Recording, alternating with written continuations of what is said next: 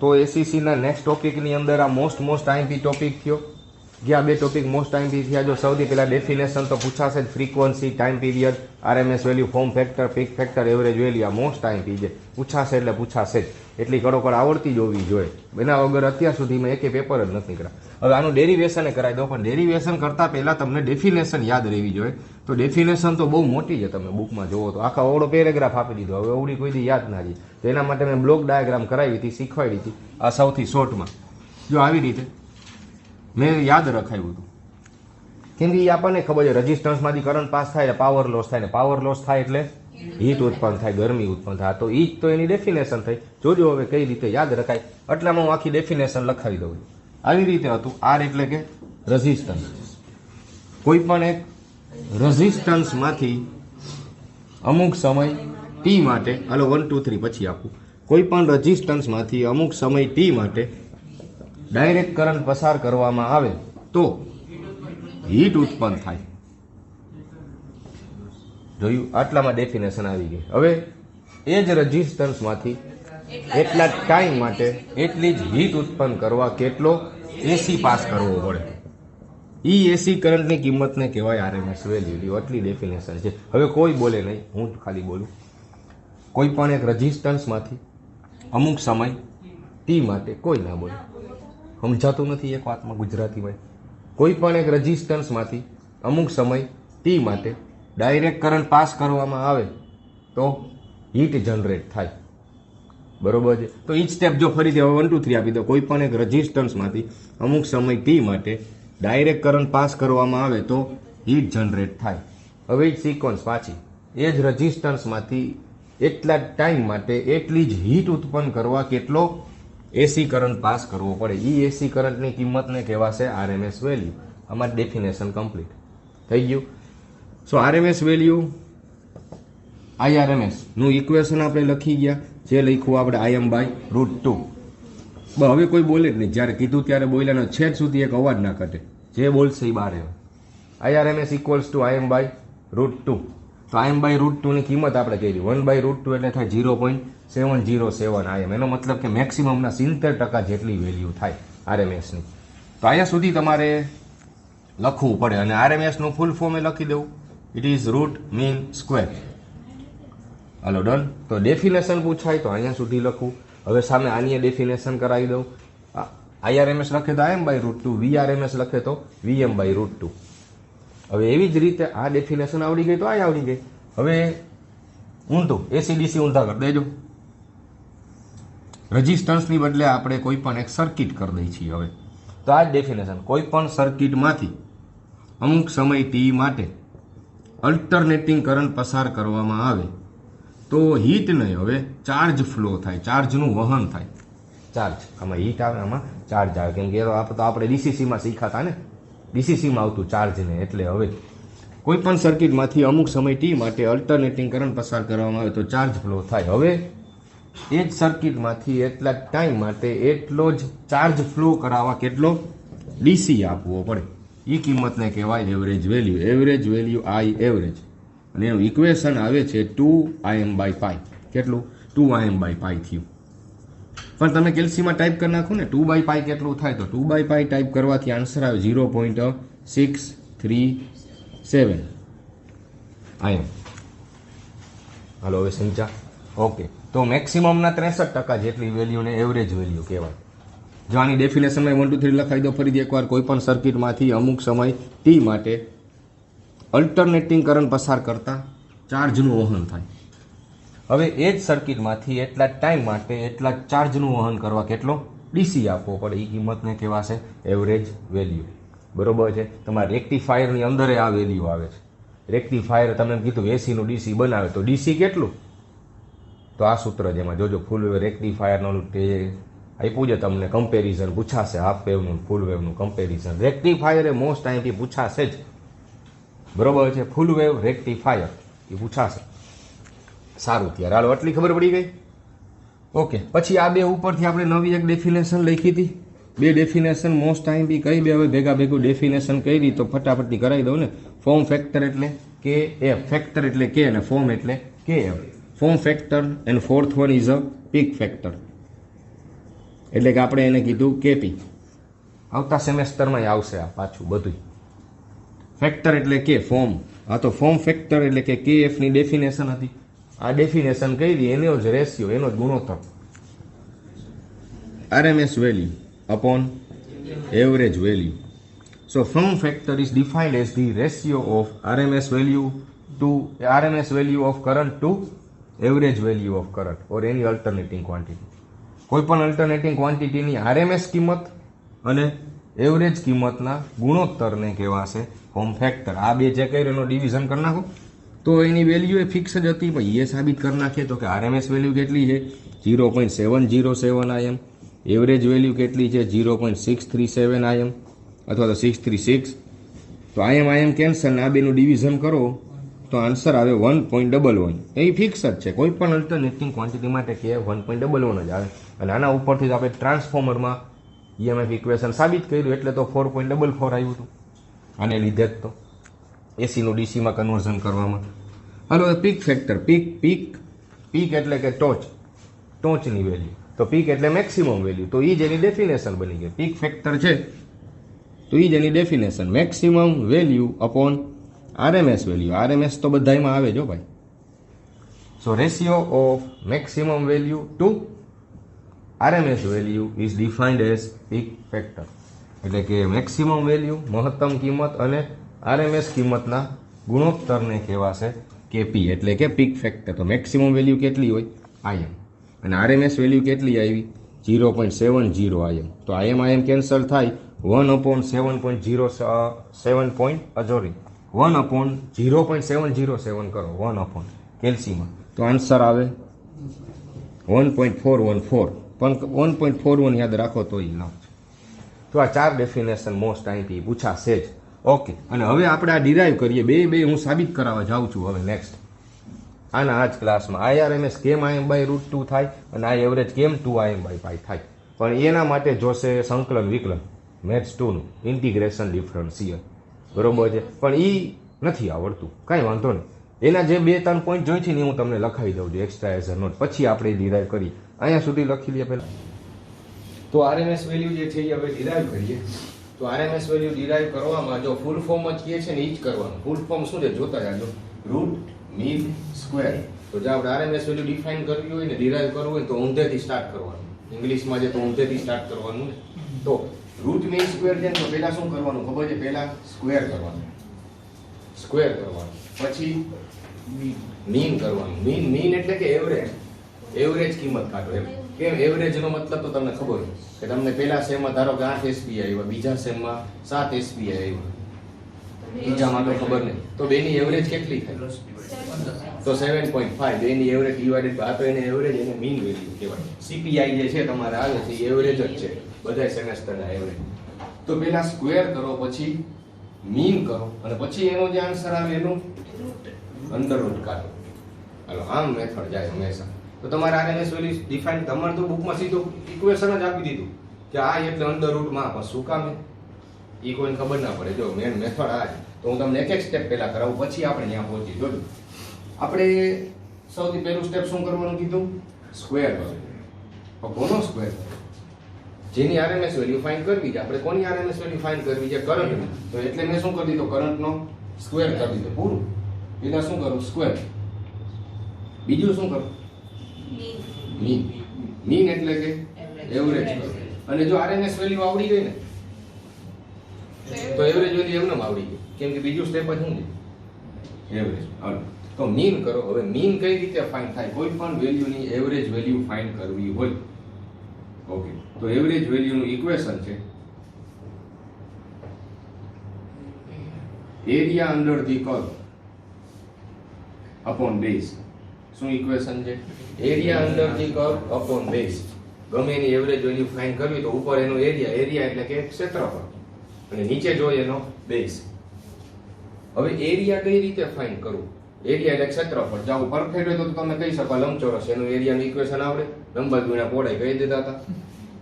Circle હોય તો પાયા સ્ક્વેર એ કરી દો. પણ હવે વાત એ થાય કે આ તો સાઇન વેવફોર્મ છે ને, કરંટ તો સાઇન વેવફોર્મ છે. હલી આનું એરિયા કરી દો તો આના સર્કલ છે ના કાંઈ છે, હાફ સર્કલ કાંઈ છે જ નહીં, સાઇન વેવફોર્મ. તો એનો એરિયા કેમ ફાઇન્ડ કરવું? એટલે એવા વિચિત્ર ગ્રાફ હોય તો એનો એરિયા હંમેશા એક જ મેથડથી ફાઇન્ડ થાય અને એ છે ઇન્ટિગ્રેશન. આ સાઈન એની છે ઇન્ટિગ્રેશન. એટલે આ સૌથી લાસ્ટમાં ટોપિક એટલે રાખ્યો ઇન્ટિગ્રેશન ડિફરન્શિયલ વગર બધું નકામું ખરેખર. બરોબર છે? ઓકે. કેમ કે આખું એન્જિનિયરિંગ ઇન્ટિગ્રેશન ડિફરન્શિયલ ઉપરથી બધા સૂત્ર એનાથી તો સાબિત થયા. આપણે I equals to Im sin theta લખી દીધી ને, V equals to Vm sin theta, A differential વિકલન થી. એટલે ચાલો તો એરિયા કઈ રીતે ફાઇન્ડ થાય? ઇન્ટિગ્રેશન. તોય હું તમને યાદ રખાવી દઈશ આના. એરિયા કઈ રીતે ફાઇન્ડ થાય? ઇન્ટિગ્રેશન થી. આ ઇન્ટિગ્રેશન ની સાઈન. કોનું ઇન્ટિગ્રેશન? કરંટના સ્ક્વેરનું ઇન્ટિગ્રેશન. કેમ કે એની એવરેજ જોઈ લીધી. ઇન્ટિગ્રેશન કરો કોના પ્રત્યે ઇન્ટિગ્રેશન કરશો? તો થીટા પ્રત્યે ઇન્ટિગ્રેશન. આ શું લખ્યું? D theta. ડી થીટા એટલે થીટા પ્રત્યે ઇન્ટિગ્રેશન છે એમ બતાવો. તો હજી ક્વેશ્ચન છે ક્યાંથી ક્યાં સુધીનું ઇન્ટિગ્રેશન? આખી એક સાયકલનું ઇન્ટિગ્રેશન. તો આખી એક સાયકલ કેવડી હોય? 0 to 2π. એક સાયકલ હોય ને 0 થી સ્ટાર્ટ થઈને 2π સુધી આવે એટલે. તો બેઝ કેટલો થયો? બેઝ એટલે લેન્થ. ક્યાં સુધીનું તમે એવરેજ કર્યું? આખી એક સાયકલ. તો આખી એક સાયકલ કેવડી હોય? 2π એટલે બેઝ કેટલો આવે? 2π. જો આવી રીતે કહું આ મહિના સાઈન વેવફોર્મ. આને શું કહેતા? 0. આ પાઈ. અને આને શું કહેવાય? 2π. તો આપણે આટલું તો કહ્યું. બેઝ કેટલો થયો? 2π. આનું ઇક્વેશન ફાઇન્ડ કરું તો આનું ઇક્વેશન આવી ગયું. જો એટલું બધું હવે સમજ્યા? ભલે ને તમને કઈ ના આવડતું હોય હું આજે શીખવાડું તમને. ચાલો તો પેલું સ્ટેપ થઈ ગયું, સ્ક્વેર થઈ ગયો. એ જે સ્ક્વેર કર્યો એનું જ મીન ફાઇન્ડ કરી લીધું. હવે મીન થઈ ગયું, હવે શું કરવાનું? રૂટ કરવાનું. એટલે ત્રીજું સ્ટેપ શું આવ્યું? રૂટ કરી નાખો. તો જે ઇક્વેશન આવ્યું એનું રૂટ કરી નાખો. ઇક્વેશન શું આવ્યું? I સ્ક્વેર નું ઇન્ટિગ્રેશન થીટા પ્રત્યે 0 to 2π અને ડિવાઇડેડ બાય 2π. થઈ ગયું એટલું. ઇક્વેશન એનું લખ્યું પણ હવે એનું શું કરવાનું છે? ખાલી રૂટ. રૂટ એટલે કે વર્ગમૂળ. જે આવી ગઈ. તો હવે જે બન્યું ને એને કહેવાય RMS વેલ્યુ. તમારી બુકમાં શરૂઆત અહીંથી થાય. અહીંથી સીધી શરૂઆત થાય. પણ આ શું કામ ને ક્યાંથી કઈ રીતે એ કોઈ જ ના કહે. હવે નહીં શરૂઆત અહીંથી થાય. પણ હવે અહીંથી હજી આગળ ઘણું બધું જવાનું છે આપણે. બરોબર છે? તો એઝ અ નોટ એક ધ્યાન રાખી દીધું. એક ફોર્મ્યુલા આપણે હતું મેથ્સ 1 માં હતું. શેનું ફોર્મ્યુલા? sin સ્ક્વેર થીટાનું. સ્ક્વેર ને કન્વર્ટ કરવું હોય તો ફોર્મ્યુલા આવી રીતે હતું 1 - cos 2 થીટા બાય 2. શું ફોર્મ્યુલા હતું? 1 - cos 2 theta by 2. Theta double ને ડિવાઇડેડ બાય 2. શોર્ટમાં મેથ્સ 1 ટ્રિગોનોમેટ્રી. પણ એ યાદ ના હોય મને ખબર જ છે. તો આ યાદ રાખી દો ખાલી. આખું ત્રિકોણમિતિ કોણ યાદ રાખે? sin સ્ક્વેર થીટાનો શું ફોર્મ્યુલા છે? 1 - cos 2 theta by 2. Theta double divided by 2. એમનું યાદ રહી જાય. આ પૂછાવાનું છે. ઓકે. sin સ્ક્વેર થીટાનો એક ફોર્મ્યુલા જોઈએ. પછી એક ઇન્ટિગ્રેશન નું ફોર્મ્યુલા કરાવો. શેનું ઇન્ટિગ્રેશન કરી છે? x નું. એમાં તો xy હતા ને x. x નું ઇન્ટિગ્રેશન કોના પ્રત્યે? x પ્રત્યે. બરોબર છે? અને આપણે તો જોઈએ ખાલી આટલું જ. હાલો ને કોનું ઇન્ટિગ્રેશન? 1 નું ઇન્ટિગ્રેશન શું થાય? તો 1 નું ઇન્ટિગ્રેશન જેના પ્રત્યે કરતા હોય એ થાય. કોના પ્રત્યે ઇન્ટિગ્રેશન? x પ્રત્યે. Integration is with respect to x. તો આન્સર x જ આવે. સાવ ટૂંકમાં 1 નું ઇન્ટિગ્રેશન x થાય. y પ્રત્યે કરતા હો તો y. થીટા પ્રત્યે કરતા હોય તો થીટા. બસ ગુડ. ત્રણ જ ફોર્મ્યુલા જોશે એની તમને યાદ રહી ગઈ. પછી હવે જોશે આપણે cos.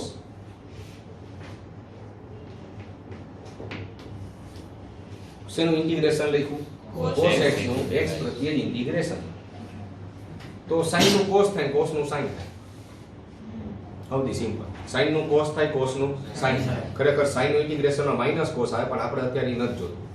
cos નું ઇન્ટિગ્રેશન શું થઈ જાય? sin.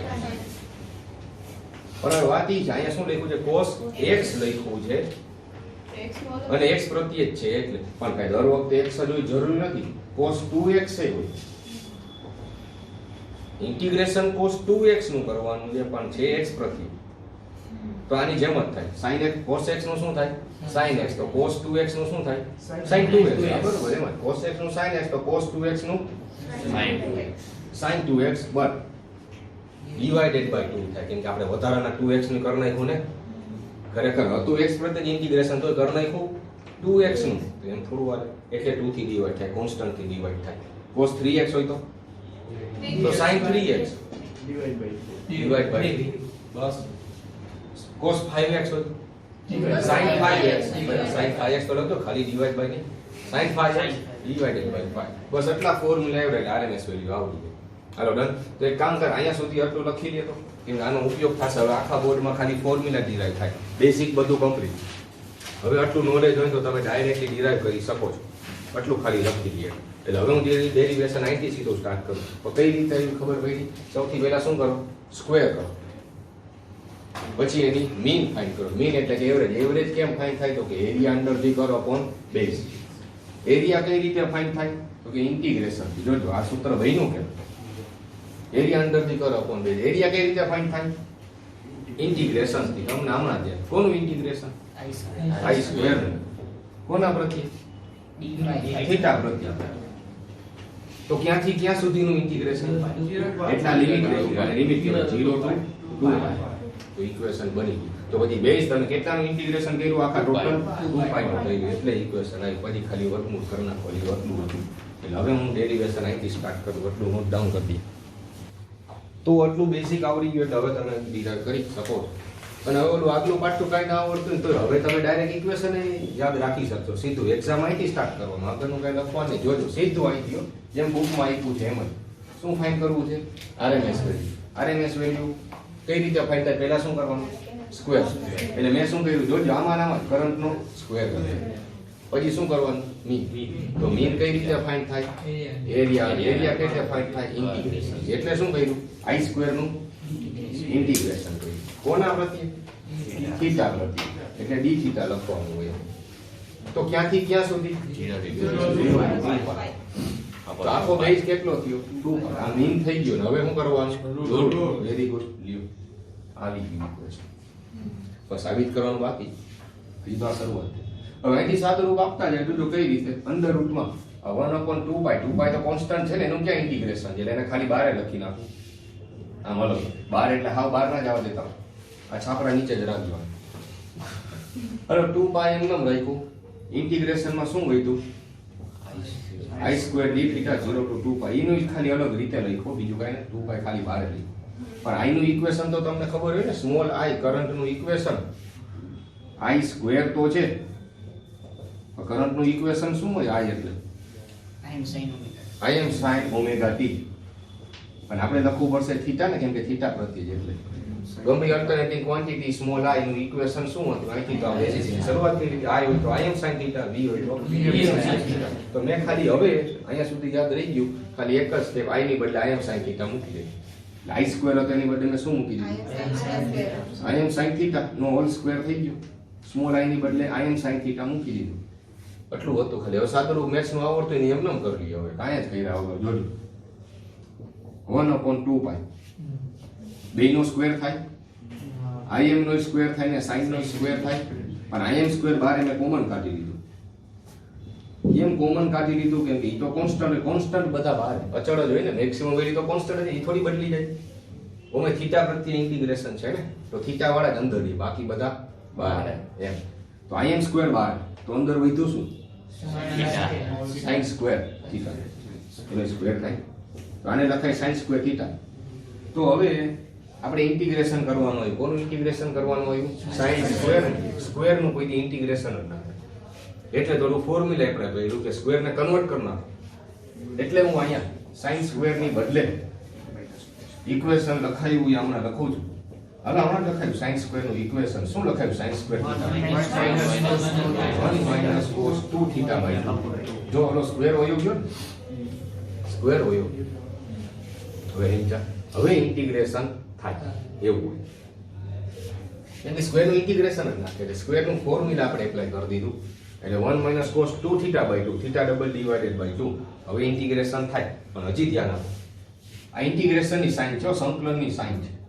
જ્યાં હજી સુધી સંકલન તો કર્યું જ નથી ત્યાં સુધી આ સાઇન લખી રાખવાની. સંકલન થઈ જાય પછી કાઢી નાખવાની. આઈ એમ સ્ક્વેર ડિવાઇડેડ બાય, હવે આમાં હજી કોન્સ્ટન્ટ છે. કોણ કોન્સ્ટન્ટ છે? નીચેથી 2 નીકળ્યો, 1 ના નીકળી જાય આખું પ્લસ માઇનસ. તો નીચેથી 2 ને બહાર આવવા દઈ તો શું થઈ જાય? 4. એથી 2 હતો ને બીજો 2π એટલે આન્સર આવી ગયો 2 * 2 એટલે 4π. તો હવે અંદર વધ્યું શું? 1 - cos 2 થીટા. અને હવે આનું ઇન્ટિગ્રેશન થઈ જાય. હવે થઈ જાય તો હવે ઇન્ટિગ્રેશન થઈ જાય તો હવે સાઈન કાઢી નાખશી આપણે. હવે આ સાઈન ગઈ કેમ? તો કે 1 નું ઇન્ટિગ્રેશન થઈ જાય. 1 નું ઇન્ટિગ્રેશન શું થાય? થીટા હમણાં જ લખ્યું જો 1 નું લખ્યું x કેમ x પ્રતિ હતું અહીંયા 1 નું ઇન્ટિગ્રેશન થાય થીટા cos 2 થીટા નું શું થાય લ્યો બસ કીધું હતું ને ભલે ના આવડે તો કાંઈ નહીં આપણે જે જોઈ છીએ એટલું તો યાદ રાખી શકીએ આખું ના આવડે કાંઈ ઇન્ટિગ્રેશન થઈ ગયું એટલે સાઈન કાર્ડ નહીં પણ ઇન્ટિગ્રેશન થઈ ગયા પછી હવે લિમિટ મૂકવાની લિમિટ શું છે 0 to 2π એટલે અહીંયા લખાય 0 to 2π ઇન્ટિગ્રેશન કર્યું હવે થીટાની બદલે લિમિટ મૂકવાની તો બાકી છે થીટાની લિમિટ મૂકવાની કે થીટા ક્યાંથી ક્યાં સુધી હતો 0 થી 2π સુધી હતો એટલે હવે અપર લિમિટ મૂકવાની થીટામાં વધે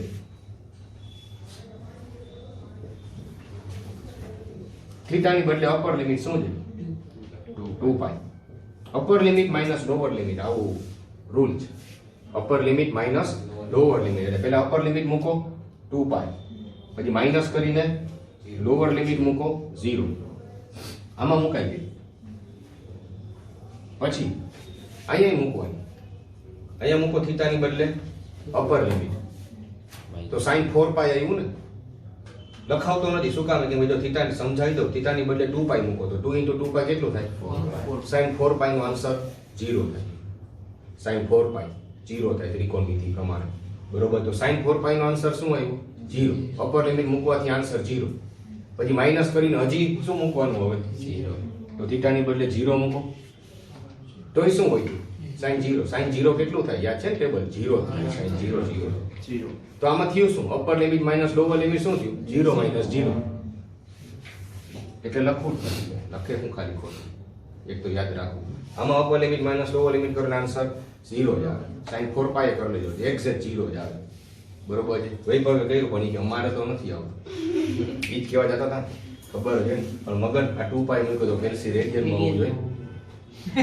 એસીસી આ પૂરું થાય હજી સુધી આ ભાન ના પડે કે પાય હોય તો રેડિયનમાં જોઈએ હવે સમજી ગયા ના બોલો તો મોઢા ઉપર નહીં કોઈ હાલો જો અહીંયા સુધી કમ્પ્લીટ ઓકે હાલો ખબર પડી ગઈ તો થીટાની બદલે upper limit minus lower limit હાલો સમજી ગયા બસ તો સાદુરૂપ આવી ગયું ઇક્વેશન આન્સર હવે આમાં કઈ આપવું નહીં શું ભાઈ એ 0/2 હોય તો એ 0 જ આવે ને હાઈસ ધ્યાન તો આપ્યું ઈ તેલ લેવા ગયો હાલો મોહન એને ધ્યાન તો આપ્યું કે 2 ક્યાંય ગયા બસ ઈ જાણીને મના નથી im² ડિવાઇડેડ બાય હોય તો શું 4π અને ઇન્ટુ માં શું હોય તો 2π - 0 કેટલા થાય 2π - 0 કેટલા થાય તો વાંધો નહીં આવું બધું આવડે ઓલું નહીં હાલો ઇન્ટુ 2π આપો સાદુરૂપ 6.28 એ લોબુ બંધ થાવ આ 2π તો સાઈડ ખાલી ઈ કરવાનું જ ના હોય એવું ઉભાર્યું મેં કીધું પણ આનું સાદુરૂપ આપો તો થાય શું પાઈ પાઈ તો કેન્સલ ના થઈ જાય અડું નથી આવડતું ને ઉપર પાઈ નીચે પાઈ હજી આ 2 2 કેન્સલ થઈ જાય ને 2 તો વધ્યું શું im²/2 im નો સ્ક્વેર જેને સ્ક્વેર નું અંડર રૂટ કાઢો તો ખાલી im ને 2 નું અંડર રૂટ સેપરેટ હાલો લીધે એટલે im નો રૂટ 2 થાય હવે એમ ગયા આટલું બધું હતું આ મેથ્સ ડન આવડી ગયું બહુ સહેલું લાગ્યું મોઢે કરજો તો ભાન પડી આ બોર્ડ ઉપર તો સહેલું લાગે કે મેચ ગણાય હું મેચ લખ્યું મોઢે તો મોઢે લખજો તો હાચા થઈશ જો આના પૂછાશે એવું હોય તો બે ત્રણ વાર લખી લેજો હાલો જો ફરીથી એકવાર હજી રિવાઇઝ કરાવી દઉં છું ઝડપથી અહીંયા આપણે અહીંયા લખી RMS નું પહેલા તો ઇક્વેશન યાદ રહી ગયું શું કરવાનું પહેલા સ્ક્વેર પછી ઇન્ટિગ્રેશન કોના પ્રતિ થીટા પ્રતિ ઇન્ટિગ્રેશન ક્યાંથી ક્યાં સુધી બેઝ કેટલું 2π અહીં થઈ ગયું હવે બસ તો ઇક્વેશન આવી ગયું આજ મેં નતું કે આ કેમ આવી ઈ કોઈ યાદ નથી આવતું આ યાદ રહી ગયું હવે તો ખાલી શું કર્યું કરંટ I નું સૂત્ર જોતું તો I ની બદલે im sin થીટા I ની બદલે im sin થીટા પણ બેનો સ્ક્વેર થાય તો im² બાર એટલે વધ્યું શું sin² થીટા સ્ક્વેર નું ઇન્ટિગ્રેશન ના થાય એટલે ફોર્મ્યુલા મૂકવું પડ્યું sin² નું ફોર્મ્યુલા 1 - cos 2 થીટા બાય 2 તો નીચે ડિવાઇડેડ બાય 2 તો કોન્સ્ટન્ટ છે તો કોન્સ્ટન્ટ એ બાર એટલે શું થઈ ગયું 4 હવે ઈ તો એમનો છેટ હતી હવે અંદર વધ્યું 1 - cos 2 થીટા હવે ઇન્ટિગ્રેશન થાય 1 નું ઇન્ટિગ્રેશન થાય થીટા અને cos 2 થીટા નું sin 2 થીટા બાય 2 અને કદાચ આનું ઇન્ટિગ્રેશન આવડે કે ના આવડે એમાં છેલ્લે થાય કેમ 0 થાય છે ઈ તો યાદ રહી ગયું અને આ કઈ થાય કે ના થાય RMS ની ઇક્વેશન તો યાદ જ છે ને છેલ્લે તો આમ ભાઈ રૂટ તો લખતા આવડે જ ને આ બસ તો પછી આટલું લખી ગોટાળે કદાચ ચડી જાવ તો ની વાત છે આ તો આટલું સમજાયું પછી હાલો અહીંયા સુધી ઇન્ટિગ્રેશન થઈ ગયું. પછી થીટાની બદલે upper limit minus lower limit. તો im²/4π હતું ને ઇન્ટુમાં ખાલી 2π જ રહી, એટલે 2π - 0 આટલું જ યાદ રખાય. આ તો 0 જ થઈ જાય.